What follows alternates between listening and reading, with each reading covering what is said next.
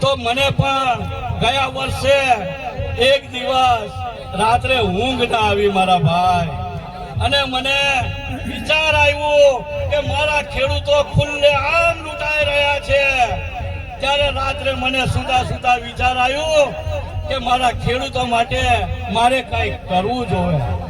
તો મેં બધા ખેડૂતને, જિલ્લા રજિસ્ટરને મળ્યો, કલેક્ટરને મળ્યો, આપણા કૃષિ મંત્રીને મળ્યો, અને ત્યારબાદ મેં એક આંદોલન ચલાવ્યું. આંદોલન મુકામે ભાઈ આંદોલન.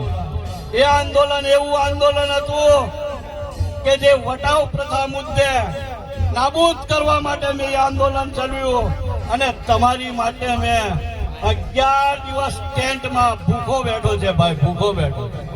કેમ કે ખુલ્લેઆમ મારા ખેડૂતો, આ વેપારી વર્ગ આપણા ઉદયપુર જિલ્લાની અંદર જયારે આટલી બધી જીનો બોરેલીમાં આવેલી હોય, કલેડિયામાં આવેલી હોય, અને આપણા હાંડોટ વિસ્તારમાં આટલી બધી જો જીનરો આવેલી હોય, અને ત્યાં વડોદરા સેન્ટર પરથી પણ કપાસ જતું હોય, નર્મદા જિલ્લામાંથી પણ કપાસ ત્યાં ઠલવાતું હોય, હાલોલ કાલોલ વિસ્તારમાંથી પણ કપાસ ત્યાં ઠલવાતું હોય, એવામાં એક જીનર